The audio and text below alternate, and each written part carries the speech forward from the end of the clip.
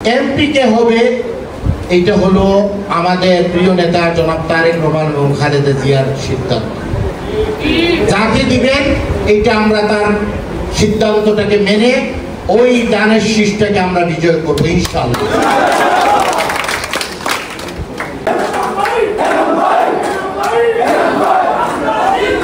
আচ্ছা, আমি রাত 2টার সময় দিদির গাড়ি এসে আমার বাসা ঘেরাও করে আমার বাসায় আক্রমণ করা হয়, আমাদেরকে তুলে নিয়ে যাওয়া হয়, আমাদের সিনিয়র নেতাদেরকে ফরেন কমিটি মেম্বাররা যারা আছে তাদেরকে গুলি করে হত্যার চেষ্টা করা হয়, তাদের গাড়ি জ্বালানো হয়। ওই মিটিংগুলিতে আমরা উপস্থিত ছিলাম।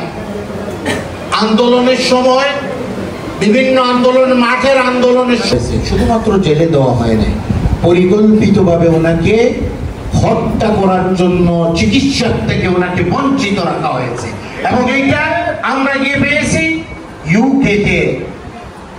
লন্ডন ক্লিনিকের ডাক্তাররা বলছে ওনার অসুস্থতাগুলি যেগুলি হয়েছে এইটা সঠিক টাইমে যদি চিকিৎসা করা হতো তাহলে এত ওনার অসুস্থতাটা বৃদ্ধি হতো না। তাহলে পরিকল্পিতভাবে ওনাকে হত্যা করার জন্য এই কার্যক্রমটা করা হয়েছে। আমাদের আজকে যারা এই জায়গায় আমরা বিভিন্ন কারণে আমরা নির্যাতিত, গুম হয়েছে, হত্যা হয়েছে, আমাদের বাড়িঘর লুটপাট করা হয়েছে, দখল করা হয়েছে, কোন শব্দ খারাপ শব্দগুলি যেগুলি আছে সবগুলি আওয়ামী লীগ সরকার করেছে। যেহেতু আমরা সবাই দানের শীষের সৈনিকরা, আমরা যেহেতু তারেক রহমান, বেগম খালেদা জিয়া, জিয়াউর রহমানের আদর্শ নিয়ে কার্যক্রম করতেছি, আমরা তাদের মুখ উজ্জ্বল, তাদের আদর্শগুলি উজ্জ্বল করে রাখা লাগবে। আমরা এটা হলো আমাদের কর্তব্য এবং দায়িত্ব। আহ্বানটা হলো এটাই হলো আমাদের আহ্বান আপনাদের সামনে। আগামীতে আপনাদের খাদিম হিসাবে আমি আপনাদের পাশে থাকতে চাই।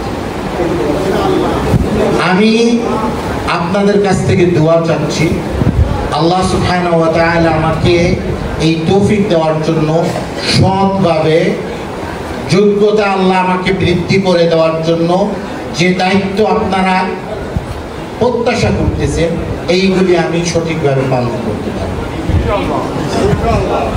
আমি বিশ্বাস করি আপনারা যদি আমাকে সমর্থন করেন, আমি বিশ্বাস করি এই এলাকায় আমি কাজ করব। এমপি কে হবে এটা হলো আমাদের প্রিয় নেতা জনাব তারেক রহমান এবং খালেদা জিয়ার সিদ্ধান্ত। যাকে দিবেন এটা আমরা তার সিদ্ধান্তটাকে মেনে ওই দানের শীষটাকে আমরা বিজয় করবো ইনশাআল্লাহ। কিন্তু আপনাদের ভালোবাসাটা আমার পাওয়াটা দরকার। আপনাদের পাশে আমি থাকতে চাই। আপনারা আমাকে বুকে দিবেন, বুকে নিয়ে আগলে রাখবেন এবং আমি বিশ্বাস করি এই আপনাদের এই কার্যক্রমটা, আমার বিশ্বাস এই দাবিগুলি যথাযথ জায়গাগুলিতে আমি নিয়ে যাওয়ার জন্য আমি চেষ্টা করব। এইটাই হলো আমার প্রত্যাশা।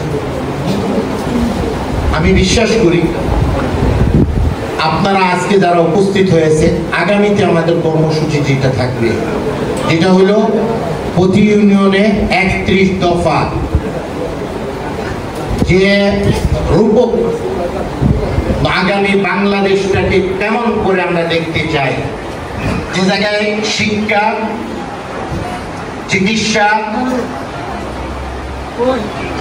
আমাদের খাদ্য, ফ্যামিলি প্ল্যানিং, বিদেশ নীতি, অর্থনীতি, সব কিছু কিন্তু এই 31 দফাতে ছিল। এইরকম আপনারা জানেন যারা আজকে দাড়িপাখনা 19 দফার জন্য আমাদের প্রিয় নেতা জনাব শহীদ প্রেসিডেন্ট জিয়াউর রহমান সাহেব যে 19 দফার মাধ্যমে বাংলাদেশের উন্নয়নটাকে রচনা করেছিলেন, শুরুটা করে দিয়েছিলেন। এইরকম আজকে সমৃদ্ধ বাংলাদেশ তৈরি করার জন্য জনাব তারেক রহমান 31 দফা সংস্কারের কার্যক্রমগুলি হাতে নিয়েছেন। আমাদের মাকে, আমাদের বোনদেরকে অর্থনৈতিকভাবে স্বাবলম্বী করব, পুরুষদেরকে বিদেশে সহজে কম টাকায় কেমন করে যেতে পারে এই ব্যবস্থা করে দেব। এইটাই হলো আমাদের আগামী বাংলাদেশ। আমাদের এই জনপদ গোলাপগঞ্জ এবং বিয়ানীবাজার, আপনারা আজকে বিদেশে আমরা যাই, সেজন্য সবাই আমরা এক ঐক্য থেকে দানের শীষকে বিজয় করার জন্য আমরা কাজ চালিয়ে যাওয়া লাগে। তাদেরকে উদ্বুদ্ধ করে নিয়ে আসবো আমাদের দানের শীষের পক্ষে ইনশাআল্লাহ। বেগম খালেদা জিয়া এমন একটি নাম, সার্বভৌমত্ব বাংলাদেশের যদি রক্ষা করতে চান তাহলে কিন্তু বেগম খালেদা জিয়াকে আমাদের প্রয়োজন। আজকের অভিভাবক, জাতীয় অভিভাবক বেগম খালেদা জিয়া। বেগম খালেদা জিয়া এমন একজন ব্যক্তি, যে ব্যক্তিকে আমরা যদি বলি দেশনেত্রী, শুধুমাত্র যদি বলি গণতন্ত্রের মা যদি বলি এইটা হবে না। যে ভদ্র মহিলা যিনি দেশের জন্য জেলে গিয়েছেন, আপনারা আশ্চর্য হবেন, মানে একটি মিথ্যা মামলার মাধ্যমে ওনাকে জেলে ঢুকানো হয়েছে।